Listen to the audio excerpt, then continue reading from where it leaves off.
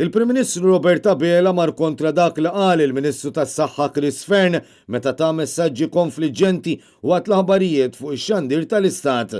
Abela qal li l-miżuri li daħlu fis-seħħ mis-Sibt mhumiex lockdown minkejja li l-awtoritajiet tas-saħħa qalu lil vulnerabbli lill-anzjani u lil dawk li joqogħdu magħhom biex ma joħorġux. Dwar dan tkellem il-kap tal-Partit Nazzjonalista Adrian Delija waqt li kien intervistat fil-programm Xarabank fejn fakkar kemm kien ċar il-Ministru tas-Saħħa meta qal lil 118,000 persuna biex joqogħdu ġewwa. Il-kap tal-Partit Nazzjonalista insista li għandna nimxu mal-ordnijiet li tagħti s-Suprintendenza tas-Saħħa Pubblika għax qal li aktar ma nieħdu l-prekawzjonijiet malajr aktar aħjar. Deċiżjoni tal-mediċi tagħna tas-Suprintendenza tas-Saħħa inqalbet mod politiku illi ma naħsibx li huwa sew, ma naħsibx li huwa tajjeb f'dan il-mument u jiena nħeġġeġ il-kull minn qed jisma' illi segwi bl-iktar mod rigorus l-ordnijiet tas-Suprintendenza tas-Saħħa, l-ordnijiet li jħorġu mill-Ministeru tas-Saħħa u mhux l-opinjonijiet tal-Prim Ministru ta' pajjiżna. Adrian Delija kienet jitkellem wara li ftit tal-minuti qabel waqt il-bulettin tal-aħbarijiet fuq l-istess stazzjon il-Prim Ministru għażel li b'mod politiku iwaqqad deċiżjoni tal-awtoritajiet tas-saħħa u tad-deputat Prim Ministru stess meħuda 24 siegħa biss qabel. Bliġi illi joqogħdu fid-djar tagħhom. Din mhijiex lockdown, m'għandniex lockdown. La għall-anzjani tal-fuq minn 65 sena, lanqas għal persuni vulnerabbli, lanqas għal ebda kategorija oħra tal-poplu tagħna. Ma hemm lockdown għal ħadd. Din mhijiex lockdown. Adrian Delija min-naħa tiegħu insista li hemm bżonn gvern li jaġixxi u mhux gvern reattiv.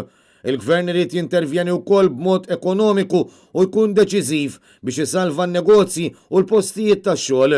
Semma kif il-miżuri li ħabbar il-gvern mhux qed isiru kif suppost u mingħajr ippjanar bil-qudiem.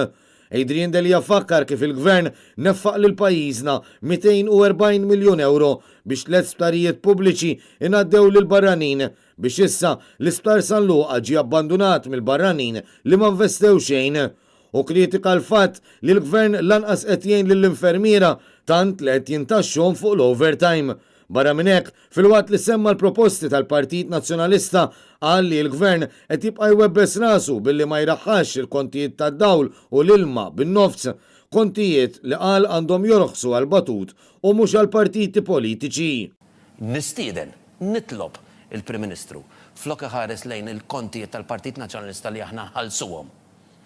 Iħares dejn dawn is-86 miljuni li franka pajjiżna u jagħti lil pajjiżna ħaq 4 xhur b'xejn ta' dawl l-ilma. Aħna jekk hawn xi ħadd jaħseb illi tlabna di tal-kontijiet tad-dawl u l-ilma minħabba dik, ngħidu għalina ma tapplikax. Għall-partiti m'għandix tapplika, imma għandi tapplika biss għan-negozji u għall-familji tagħna. Għal dawk il-familji li qed ibbagħtu bil-prezzijiet tal-kontijiet ta' dawl l-ilma. Illi jiraħħas il-kontijiet b'50 biex nifmek, iraħħas il-kontijiet bin-nofs għad-djar u għall-businesses. Imma mhux għall-partiti, ħalli min qed jaħseb illi kontu qed tippruvaw tifrankaw id-dawl. Aħna hekk prova jgħid. Il-kap tal-Partit Nazzjonalista qal li bħalissa mhux żmien il-partiġaniżmu, iżda żmien li ninaqdu ħalli bħala nazzjon noħorġu aktar b'saħħitna.